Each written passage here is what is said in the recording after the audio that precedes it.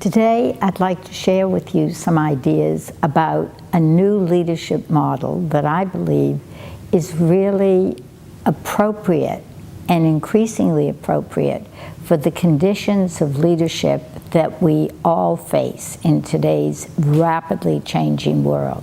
Leaders face very complicated problems, and they get more complicated each day because of two major challenges that they and we all face. One, the challenge of interdependence, where we are connected to one another whether we want to be or not.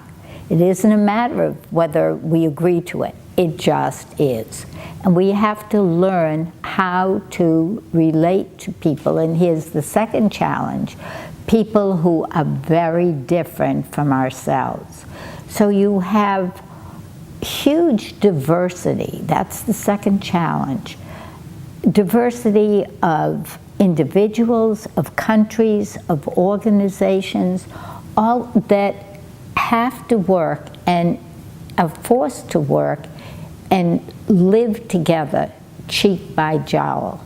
And that sounds easier said than done, because interdependence pulls one way and diversity pulls the other way. Now, many people have talked about interdependence and other people have talked about diversity, but I don't think there's been much recognition of the fact that these are contradictory forces. They pull in different directions. So we need leaders who know how to integrate these two forces, to bring them together. We need leaders who can look at groups or individuals or organizations who are very different from one another and who think they have very different, even conflicting agendas, warlike agendas perhaps, and find that small area of mutual concern where they do agree. And there will always be that area. It may be hard to see, but connective leaders have a connective eye, and they do recognize those areas even when the parties themselves are blind to them.